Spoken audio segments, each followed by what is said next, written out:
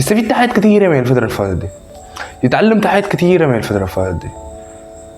قعدة البيت صراحه يقولوا حركت مخي شويه وخلتنا اتعلم شويه حاجات انا كنت متعند فيها يعني. فراح اسرع على الفيديو نشوف الحصل شنو معي.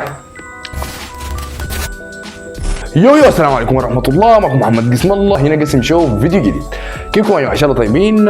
يوم اثنين ظابط عليكم ان شاء الله، وان شاء الله اتغديتوا الساعة 3 العصر بعد. ايوه الناس تحاول تنجز، خلونا الناس قاعدة في البيت فالناس تاكل. والله ما في زمن عديل لاي شيء، انت كل ما تلقى زمن يا معلم شغل، ما في حاجة حتعملها اصلا، سهل يا مان. فيا جماعة اقسم بالله انا كنت قاعد بفكر لقيت.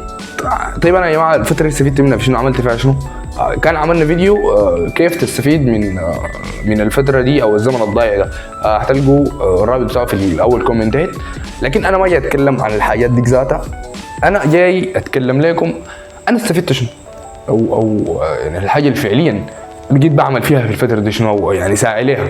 صراحة يا جماعة انا اتعلمتها او يعني الحاجة اللي اصلا انا كنت عارفها. طبعا يا مشاكل حياتي حاليا انه انا معظم حياتي عارف فيها الغلط وعارف فيها الصح.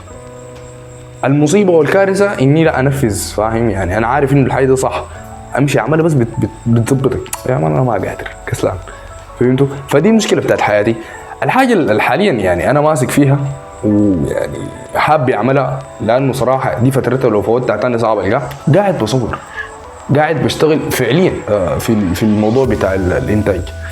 يعني انا ماكسيمم فتره اشتغلت فيها كنت بنزل فيديو كل اسبوع، يعني ده الكلام ده لمده شهر واسبوعين، يعني 6 فيديوهات. تمام. الفترة دي في حوالي اسبوعين انا منزل 6 فيديوهات. تمام. الفكرة ما في انه يا مان نزل فيديوز بس، لا الفكرة في حتة انه انت قاعد في البيت حاليا، فاهم؟ الناس قاعدة في البيت حاليا، فكونه تلقى زول يسمعك الموضوع اكبر. بلس انه انت قاعد في البيت تقدر تنتج، غير انه لما اكون في الجامعة اكون برا البيت وبكون جايط وبكون الدنيا جايطة فما بقدر اشتغل. فايام الجامعة بقول يا ريتني كنت في البيت واشتغلت وعملت فيديوز، فهمتوني؟ فالموضوع انا ما جاي احصره لكم في الموضوع بتاع الفيديوز ده، خلوه بالجنبه.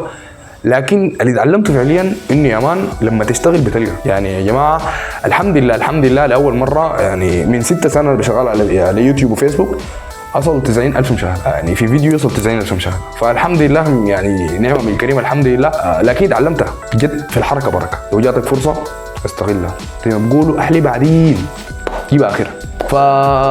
يعني صراحه انا يعني الحاجه دي يعني حبيت اتكلم معاكم فيها، ما تجيك فرصه بس اليومين دول وتقول لا يعني خليها شويه بجد، لا. يعني انا بجد ماشي في فيديو الاثنين وفيديو الخميس، رجاله حسنه عيان دار تموت، الفيديو ينزل تمام قبل ما تموت بشويه جدول الفيديو وخليه ينزل على اليوتيوب. الفكره اشتغل على نفسك، دي كلمه بقت محروقه زي ما بقول. ما تشتغل على نفسك، شوف افكارك اللي كانت ايام الجامعه قاعده انت بتقول كل مره نفسي اعمل وزمان ما في ده كده والله. فالحاجه او الرساله الجايه اوصلها لكم بالفيديو ده، انجز يا مان. شوف التودو ليست بتاعتك قبل 2-3 كنت هتسوي شنو، والله بتلقى حاجات بجد كان نفسك تعملها وبجد حتقدمك لقدام. فشوفوا طيب وتعالوا قولوا لي في الكومنتات لقيتوا شنو. صراحه ما زين عندي حاجه انا عايز اقولها، بس مستني كومنتاتكم وتعليقاتكم، وبحب اتونس معكم في الكومنت صراحه. يعني اي زول قاعد يرد له ما قاعد افوت كومنت بصراحه يعني. وحابب اشكركم جدا جدا جدا تاني على الدعم الكبير جدا في الفترة اللي فاتت، وكمية الشير وكمية الناس دخلت لي، فشكرا شكرا شكرا لكم بجد. اخر الفيديو حابب اقول لكم استمتعوا بحياتكم، ما تخلوا حاجة تنكد عليكم نهائي، انجزوا في حياتكم، ما تخلوا الفترة دي تعدي منكم ساي. زي ما بقول لكم كل مرة، احلبوا باي فرصة بتجيكم ما تجيفوا. فاخر الفيديو كان معكم محمد قسم الله، هنا قسم شو. تلاقي الاسبوع الجاي شنو؟ يوم الخميس يا مان، صح؟ انت تزوق صح؟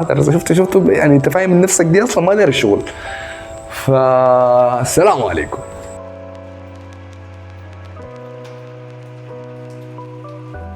فيديوين في صوت، في صوت. انا مبهور بنفسي،